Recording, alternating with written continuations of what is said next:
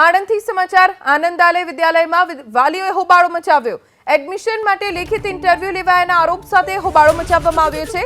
વાલીઓના વિરોધને પગલે શાળાના મુખ્ય દરવાજે તાળું લાગી ગયું છે। શાળા સંચાલકોએ શાળા બહારથી આવેદન સ્વીકાર્યું। મોટી સંખ્યામાં વાલીઓ શાળાએ પહોંચ્યા તો ગેટ બંધ કરી દેવામાં આવ્યો।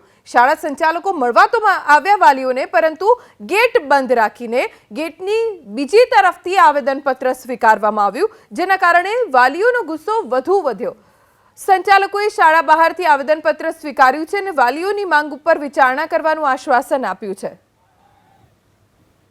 આનંદાલય જેવી કેટલીક ખાનગી સ્કૂલો એ જે રીતે વાલીઓના ઇન્ટરવ્યુ લેવા, ફોર્મ ફીના 500 રૂપિયા લેવા, કોઈ પણ જાતની વેકેન્સી જાહેર કર્યા વગર ફોર્મ ભરાવા, એ જે ગેરકાયદેસર પ્રવૃત્તિઓ કરી રહી છે તેનો પર્દાફાશ કરવાનો આ કાર્યક્રમ છે।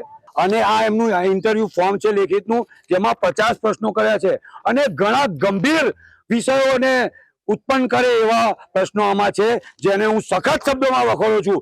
અને માનવતા અને ગરીબ પ્રજાનું અપમાન કરનાર આવી સંસ્થાઓને તાત્કાલિક તાળા મારવામાં આવે।